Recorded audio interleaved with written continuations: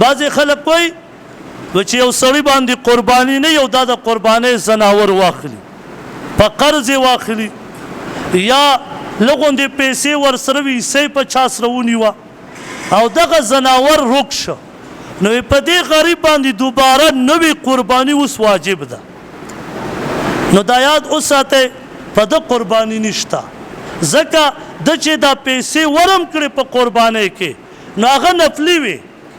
ځکه په ده قرباني ونه ده سره 1,52,000 روپۍ وي نه نو په ده قرباني نشته آپ که مسائل اون کا حل هغه په خپل کتاب کې دا لیکلي دویمه ده چې عایشه چې مالداره وي هغه نه ورکه شوه په هغه باندې دوباره بل څاروی اخیستل واجب دي لکه عایشه رضی الله تعالی عنها روانه وه مکې مکرمې ته ځان سره 2 څاروي م راخیستي او په لاره راتله چې کله را روانو قافله م ورسره وه هغه 2 څاروي ګډان هغه تېروک شو عبدالله ابن زبیر رضی الله تعالی عنہ ته پته ولګېده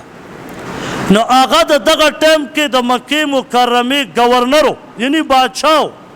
هغه وله 2 ګډان ورواستول چې مور بیبي دا حلال کا هغه چې کله حلالول نو په دې کې هغه 2 ګډان هم پیدا شو چا کم تېروک نو بیا په دې کې تاله اختیار دی که دا 4 وړه هغې حلالول او که دا 2 خو لیکن کمالداره سړي نه قرباني رکم شي یا تې چا پټه کړه یا مړه شوه